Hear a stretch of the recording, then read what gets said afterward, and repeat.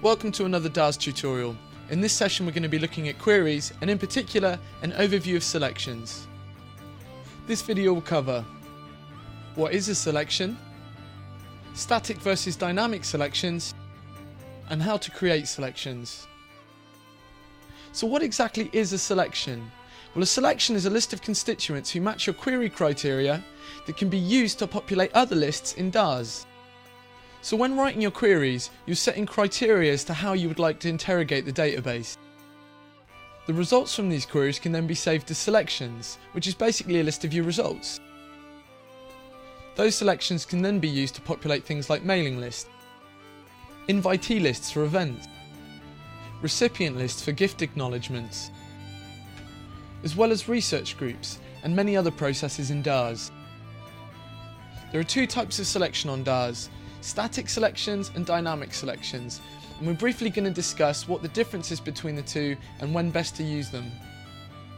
A static selection is a fixed list of results. Now this can be useful for capturing recipient lists for college newsletters or periodic mailings, and they're much quicker to run.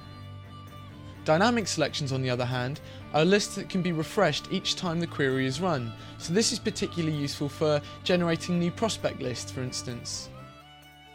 So let's look at creating a new selection. In today's scenario, I need a selection to populate a research group. So create a query to generate a list of constituents. For the sake of this example, I want a list of all alumni from St. Peter's.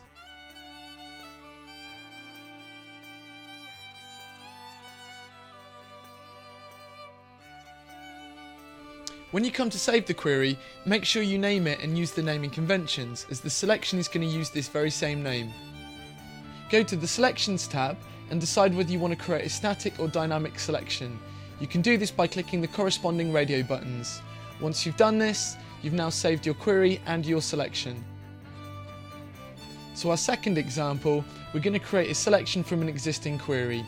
Find your query in the list. Right-click on your query and select Properties.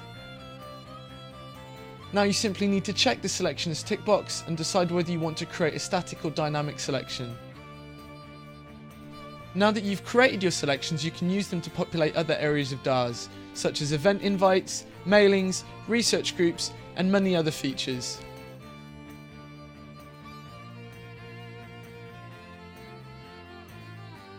Visit us at www.admin.ox.ac.uk/DARS or email us at darstraining@admin.ox.ac.uk.